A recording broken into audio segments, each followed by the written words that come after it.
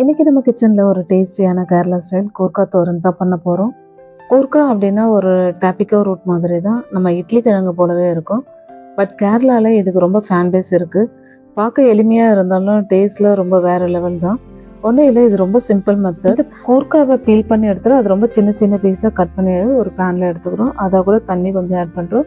தண்ணி இந்த கூர்க்கா டிப் ஆகிற அளவுக்கு இருக்கணும், ஏன்னா அது வேகத்துக்கு கொஞ்சம் டைம் எடுக்கும். அதனால் தண்ணி கொஞ்சம் எக்ஸஸாகவே ஆட் பண்ணிக்கிறோம். ஆட் பண்ணிவிட்டு இதில் turmeric powder, chilli powder and salt இதெல்லாம் போட்டு நல்லா மிக்ஸ் பண்ணிவிட்டு இதை பாயில் பண்ண வைக்கிறோம். இது பாயில் ஆகி வர டைமில் நம்ம ஒரு தாளிப்பு ஒன்று ரெடி பண்ணிக்கிறோம். இதுக்கு தாளிப்பு ரெடி பண்ணுறதுக்கு ஒரு கடாயில் கோகோனட் ஆயில் எடுத்துக்கிறோம். கோகோனட் ஆயில் சூடாகி வர டைமில் ஆனியனும் கார்லிக்கும் ஆட் பண்ணுறோம். இந்த ஆனியன் கார்லிக் எப்படின்னா ஜஸ்ட் பல்ஸ் பண்ணி ஒரு கோரஸ் மாதிரி இருக்கிற மாதிரி ரெடி பண்ணி வச்சுருக்கோம் ஆல்ரெடி. அதை தான் இதில் ஆட் பண்ணுறேன்.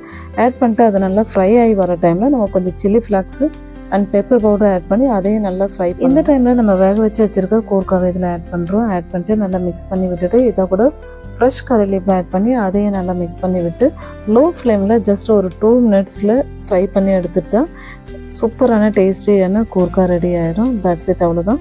ரொம்ப சிம்பிள் ப்ரொசீஜர் தான். இது பெருசாக ஒன்றும் ப்ரொசீஜர் நம்ம பெருசாக பண்ண வேண்டியதில்லை. இது சாம்பார், ரசம் அண்ட் தயிர் கூடலாம் வச்சு சாப்பிட்றதுக்கு ரொம்ப டேஸ்டியாகவே இருக்கும். நீங்களும் ஒன்ஸ் ட்ரை பண்ணி பாருங்கள்.